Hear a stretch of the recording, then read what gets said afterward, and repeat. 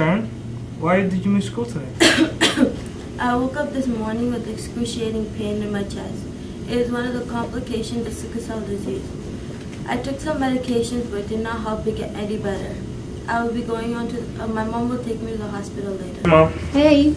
Well, listen, I just talked to Sharon and she told me she's sick again. She's going to the hospital. I don't know what I can do to help her. You know what? Sickle cells is a very painful disease and sometimes could be debilitating. But you can help Chatham by reminding her always to drink a lot of water and not be afraid to let her teacher know if she's not feeling well, if she needs frequent toilet breaks, if she's sleepy or tired, or if she needs to take her medication. That's the way you can help her. Thanks, Mom. I'll definitely do that. Good. If you're a teacher in Toronto, you may well have a child in your class who has sickle cell disease. Sickle cell is a condition that you're born with, and it affects predominantly children who come from African, Caribbean, or Middle Eastern or Mediterranean background.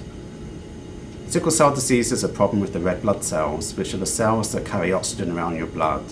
If you have sickle cell, these red blood cells are no longer circular, but are shaped like a C or like a sickle, and that's why we call it sickle cell.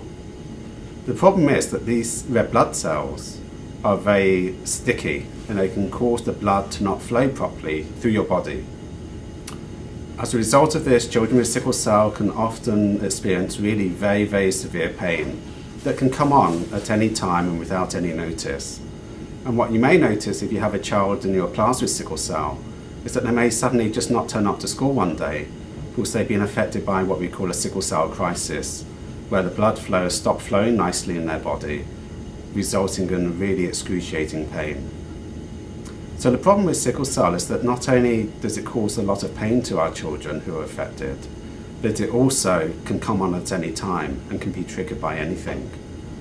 Some of the triggers that you might want to be aware of as a teacher are stress, particularly around exam time, during puberty, when there are hormonal changes going on, and also emotional changes in the body, and children getting used to becoming young adults and dealing with mature issues.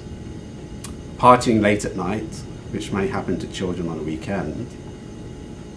And also in young women, often a menstrual cycle can trigger off a sickle episode. So lots of things to be aware of as a teacher that might cause one of your children to become sick with the sickle cell crisis. Things that we can do to help children who are affected is to ensure that they have a drink handy to them at all times. We know that keeping hydrated is very important if you have sickle cell. And so please make sure that there's a clean water fountain in the school, or that they have a bottle of juice or water that they can keep by their desk at all times.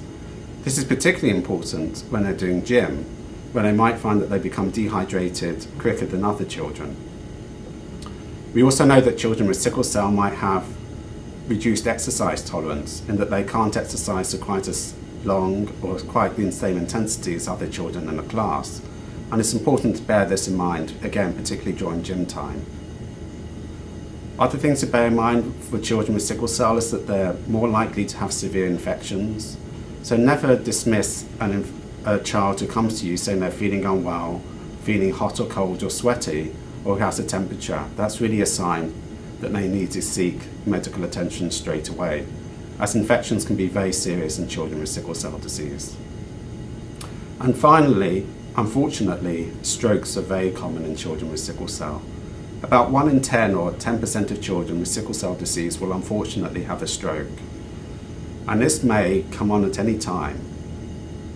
It's therefore very important that if a child in your class complains of having a very severe headache, weakness or difficulty in speaking, that you alert the administration in the school, and again, dial 911 and seek urgent medical attention for your child. But we also know that unfortunately there can be very small strokes, or what we call silent strokes, that affect children with sickle cell. And this can result in problems with learning that might not otherwise be apparent. And so it's very important if you have a child with sickle cell in your class that you think about if their school performance is reduced compared to other children in the class, or if they're struggling with particular aspects of the curriculum, that this may in fact represent some damage to their brain from their sickle cell, And it might be a reason why you want to ask their specialist, their pediatrician, or their psychologist to give you some information about their sickle cell and have them assessed and see if they need any extra help. We are students who have sickle cell disease. Help us excel academically within our limits.